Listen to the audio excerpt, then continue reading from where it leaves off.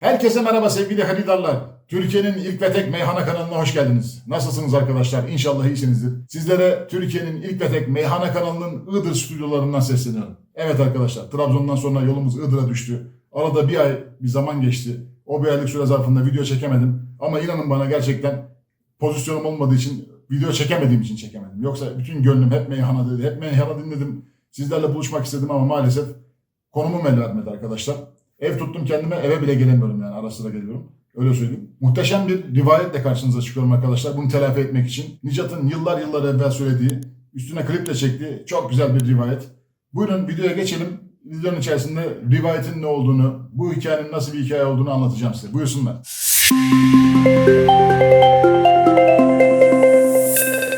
Arkadaşlar rivayet diyorlar Azerbaycan'da. Bizde rivayet. Adı üstünde bir anlatım. Neyi anlatıyorlar peki? Bir hikaye anlatıyorlar. Bir olay. Etkileyici bir olay. Önemli bir olay. Bir nevi ayaküstü bir drama. Ama nasıl? Kafiyeler 2-2 giden, yani mesnevi tarzında ikişer şekilde A, B, B, C, C diye giden kafiyeler şeklinde. Bedaeten değil, hazırlanmış sözler arkadaşlar. Bedaeten yapanlar da var. Kamran gibi. Ama burada Nicat'ın yapmış olduğu, klibini de çekmiş olduğu çok güzel bir hikayedir. Çok konuşmayacağım, videonun içine de girmeyeceğim. Hatta videoya görüntümü de koymayacağım arkadaşlar. İzleyin baştan sona, merak etmeyin, pişman olmayacaksınız. Çok değerli bir hikaye anlatıyor burada Nicat. Biraz da eski hikayeleri, eski masalları, eski menkıbeleri diyeyim, onları hatırlatan çok güzel bir yapısı var. Buyurun izleyin, videonun sonunda tekrar konuşalım. Keyifli seyirler.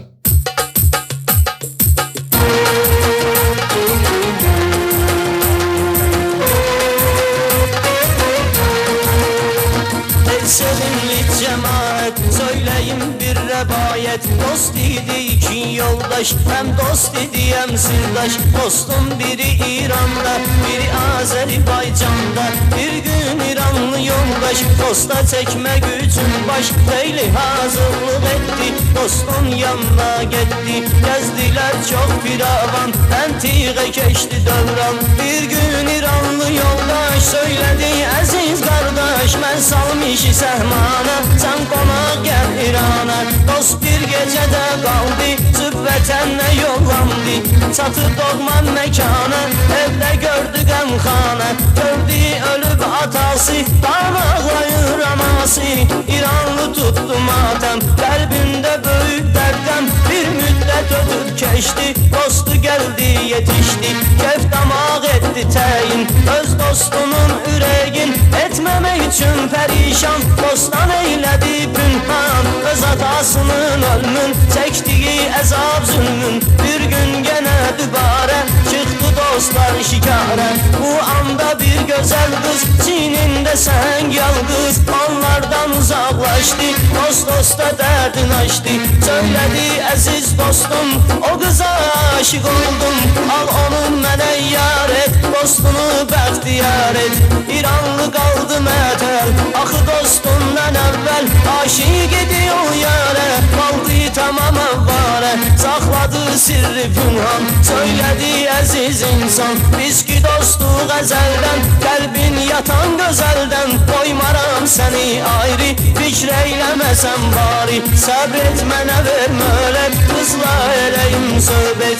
İranlı yola düştü, yar yanına yetişti. Söyledi: ey güzel yar, bir sir var edeyim aşyar. Dostum gurulu beygül, etme bu işi müşkül. Sen dostuma ol, hem de ömredin koşa hürrem. Olmasam buna razı, kalma menden narazı. İçi bacı dermani, terk eylerem cehani. Kız ağlayırdı zar zar, razılıq verdi naçar. Dostuma haber çattı, dert qəmin daşın attı. Sonra götürüp yarın, aldı gitmək kararın. Hazırlık eden vaxta, kız söyledi bedbahta. Küstük məhəbbətten, bir söz dedi xəlvətdən.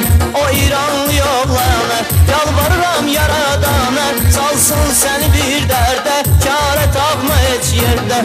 Ol kasıb bir dilenci, gel kapıma gir dilenci. Dostu bunu eşitti, dostun derdini hissetti. Daha eylemedi aşkar, güya olmayıp haberdar. Dostuyla sağollaştı, geçti arazi yaştı. Yalgız kalan İranlı, oldu yüreği kanlı. Köştü ata-anası, getdi gözünün qarası. Xərclədi ata malın, fikr eyləmədən dalın. Qaldı kasıb lütülyan, abad ev oldu viran. Qaldıqca belə darda, getdi dost olan yurda. Gördü ki bir imarət, dikdirib dostu Babək. Bir qapçınan danışdı, geçmək üçün çalışdı. Qapçı baxıb oğlana, getdi dedi sultana.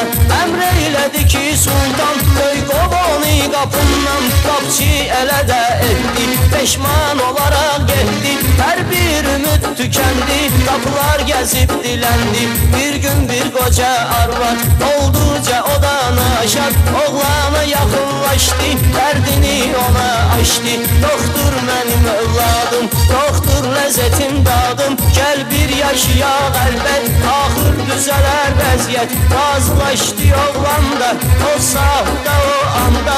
Oldu qocaya övlad, dövran elədi azad. Bir gün işçün gəzirdi, üç yoldaşa rast gəldi.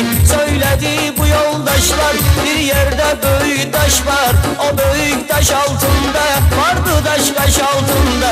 Sən də bizimlə gəlsən, əyləşərsən, güdərsən. Hər dördü gecə yarı, yollandı daşa sarı. Kaldırdılar o daşı, tez tapdılar daş qaşı. Yarın verib oğlana, getdi hərə bir yana. Güldü sevdi oğlan, kaldı bu işe heyran. Bir imaret ucalttı, lərqəmin daşın aldı. Bir gün o qoca arvad söyledi əziz övlad, qonşumuzda bir kız var, həsrət çəkir oğlanlar. Elçi gedib alardım, bir nişanda salardım. Razılıq verdi oğlan, çəkdi bu işe səhman. Arvad tədarük etdi, oğluna elçi getdi. Qoşluqla qızı aldı, hamısı razı qaldı. Bir ziyafət quruldu, hamı dostlar yığıldı. Bəyin ögey anası, əynində toy libası. Söylədi oğul bir öz dostlarını dindir. Bəy hamını tanış etdi, sultana növbə yetdi. Söylədi yana çoxdan, dost idi bu insandan. Heç çıxartmaram yaddan, köşdü atam həyatdan. Gördünüz bu insanda, mehman idi İranda. Çəkdim qəmin həyatın, öz atamın vəfatın. Pünhan elədim dostdan, ki olmasın perişan. Aşık olduğum yari, öz sevdiğim nigari. Cəhd edib razı saldım, öz dostum üçün aldım. Gəldi bir zaman oldu, var yoxum talan oldu. Aldım işsiz avara, gəldim sizin diyara. Döydüm qapısını açdım, gördüm bu işi çaşdım. Qovdurdu məni dostum, getməyimə peşman oldum. Ey danışdı dayandı, hamının qəlbi yandı. Dost söylədi ey dostum, sən dedin oldu məlum. Hər şeyi deyim düzgün, qovdum səni mən ne üçün? Əvvəl səni sevən yar, görməsin deyə aşkar. Dostum səni pis gündə, bir dilənçi cildində.